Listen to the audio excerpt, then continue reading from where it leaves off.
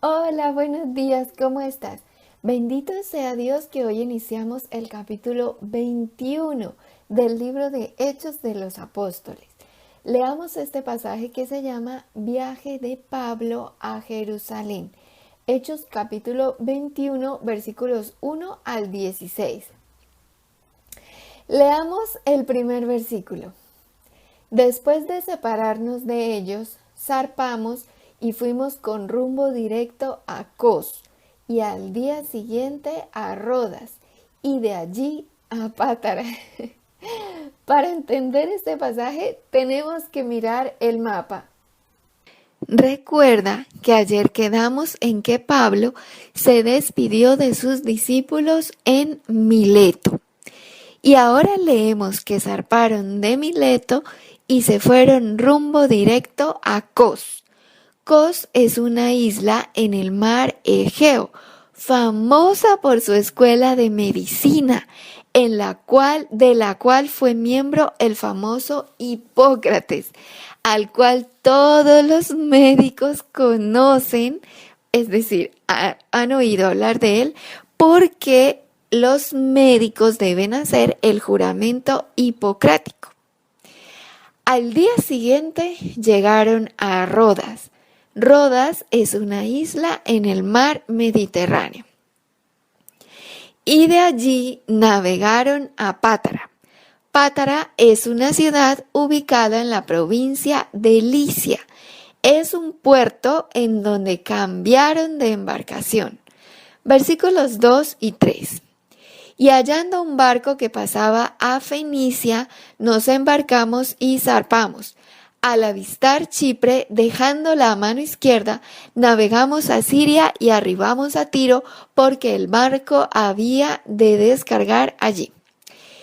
Ellos navegaron de Pátara por todo el mar Mediterráneo con destino a Tiro, pasando primero por la isla de Chipre, flechita amarilla. Ellos vieron la isla de Chipre pasar a su izquierda, pero no se detuvieron en ella y siguieron directo a Fenicia. Fenicia es el nombre con el que los griegos conocían a Canaán. En la actualidad, Fenicia es para nosotros el Líbano. Y entonces llegaron a Fenicia, específicamente a la ciudad de Tiro, flechita celeste, porque el barco tenía que descargar ahí. Versículos 4 al 7. Y hallados los discípulos, nos quedamos allí 7 días, y ellos decían a Pablo por el Espíritu que no subiese a Jerusalén. Cumplidos aquellos días, salimos acompañándonos todos, con sus mujeres e hijos, hasta fuera de la ciudad, y puestos de rodillas en la playa, oramos. Y abrazándonos los unos a los otros, subimos al barco y ellos se volvieron a sus casas. Y nosotros completamos la navegación saliendo de Tiro y arribando a Tolemaida, y habiendo saludado a los hermanos, nos quedamos con ellos un día. Es decir, ellos se quedaron 7 días en Tiro, flechita celeste, y ahí se encontraron con unos discípulos y ellos le decían a Pablo por el Espíritu Santo que no fuera a Jerusalén. Después de 7 días salieron todos fuera de la ciudad, fueron a la playa y puestos de rodillas oraron a Dios. Luego se abrazaron y se despidieron. Es decir, los discípulos, junto con sus familias, se devolvieron a sus casas porque ellos vivían ahí en Tiro, mientras que Pablo y los demás se embarcaron nuevamente y navegaron y llegaron a Tolemaida, flechita blanca, y se quedaron con los hermanos de Tolemaida un día. Versículo 8. Al otro día, saliendo Pablo y los que con él estábamos, fuimos a Cesarea, y entrando en casa de Felipe el Evangelista, que era uno de los 7, posamos con él. Al siguiente día llegaron a Cesarea, y mira que de ahí a Jerusalén ya quedaba muy poquito.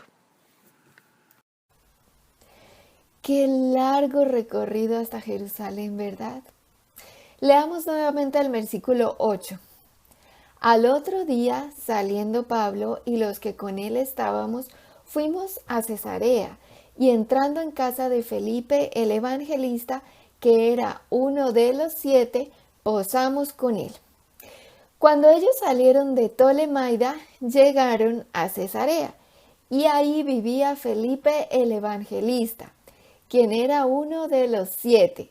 ¿Recuerdas cuando hablamos sobre los 7? Si de pronto no has visto ese video, te dejo el link en la cajita de descripción. Felipe era uno de los 7 diáconos, también llamado Felipe el Evangelista, y vivía en Cesarea porque había huido de la persecución en Jerusalén y llegó hasta Cesarea predicando la palabra de Dios y se quedó viviendo allí. Y ahora ellos llegaron a su casa y se quedaron en casa de Felipe. Versículos 9 y 10. Este tenía 4 hijas doncellas que profetizaban. Y permaneciendo nosotros allí algunos días, descendió de Judea un profeta llamado Agabo. Felipe tenía 4 hijas que eran profetas. ¡Qué lindo! ¡Qué bella familia! ¿Cierto? El padre evangelista y las hijas profetas de Dios. ¡Wow! ¡Qué lindo! Bueno, y entonces estando ellos ahí, llegó un profeta llamado Agabo. No es la primera vez que Agabo se menciona, ya lo habíamos leído antes. ¿Recuerdas? En el capítulo 11. Hechos 11:28 dice: y levantándose uno de ellos llamado Agabo, daba a entender por el Espíritu, ahí Espíritu está escrito con I mayúscula porque es el Espíritu Santo, daba a entender por el Espíritu que vendría una gran hambre en toda la tierra habitada, la cual sucedió en tiempo de Claudio. Y la palabra de Agabo se cumplió.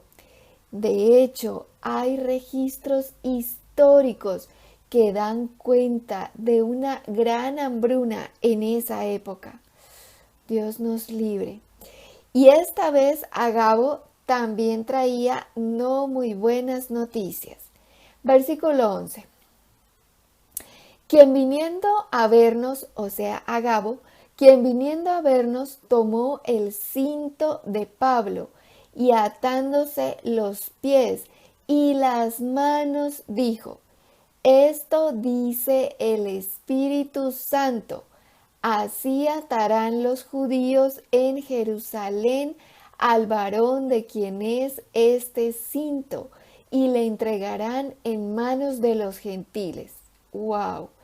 El Espíritu Santo de Dios hablaba por boca de Agabo y le confirmaba una vez más que si iba a Jerusalén sería atado de manos y pies por los mismos judíos, quienes le entregarían a los gentiles.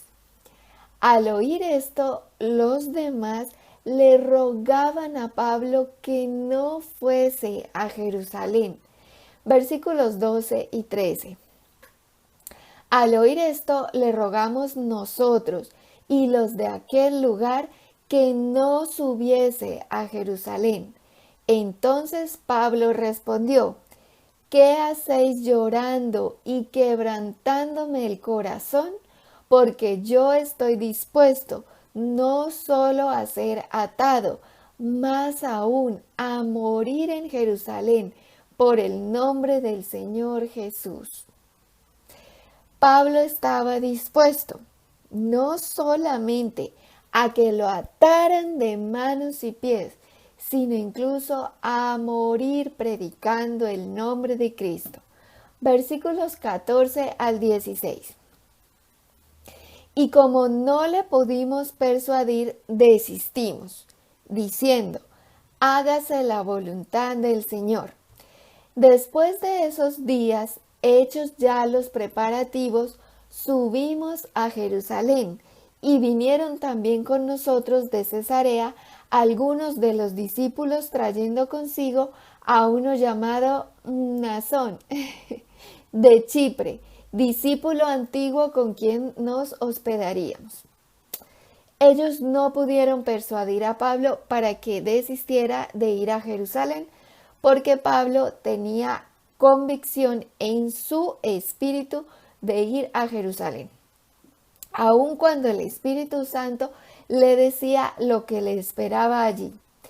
Recuerda que el Espíritu Santo ya le había dicho a Pablo varias veces lo que le sucedería. Hechos capítulo 20, versículos 22 y 23 dice: ahora estas son palabras de Pablo, dice: ahora he aquí ligado yo en espíritu. Ahí ese espíritu está escrito con E minúscula, porque no es el Espíritu Santo, sino el espíritu de Pablo. Ahora he aquí ligado yo en espíritu, voy a Jerusalén, sin saber lo que allá me ha de acontecer, salvo que el Espíritu Santo por todas las ciudades me da testimonio diciendo que me esperan prisiones y tribulaciones. Mira, el Espíritu Santo le daba a entender a Pablo de muchas maneras que si iba a Jerusalén le esperaban prisiones y tribulaciones. Luego los discípulos en Tiro le hablaban también movidos por el Espíritu Santo y le dijeron clarito que no fuera a Jerusalén, como leímos en el versículo 4. Volvamos a leerlo, Hechos 21:4. Y hallados los discípulos nos quedamos allí 7 días, y ellos decían a Pablo por el Espíritu. Ese Espíritu es con E mayúscula porque es el Espíritu Santo.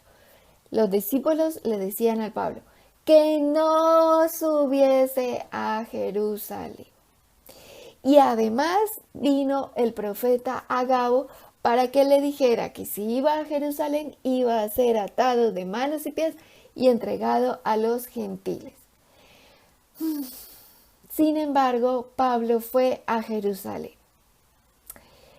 Pablo debió haber obedecido el testimonio que le daba el Espíritu Santo por todas partes y de muchas maneras que no fuera a Jerusalén. Y seguramente más adelante, en otro momento, Pablo habría podido ir a Jerusalén. Sin embargo, las intenciones de Pablo eran buenas. Su intención era de ir y predicar el nombre de Cristo, aun cuando eso implicaran prisiones, tribulaciones y todo eso, e incluso la muerte. Pero Pablo no debió haber ido en ese momento. Él debió haber esperado la confirmación de Dios que le dijera: bueno, Pablo, ahora sí, vaya a Jerusalén. Pero, ¿qué le decía el Espíritu Santo?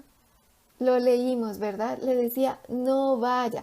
Le dijo: mire, si va, le va a pasar esto.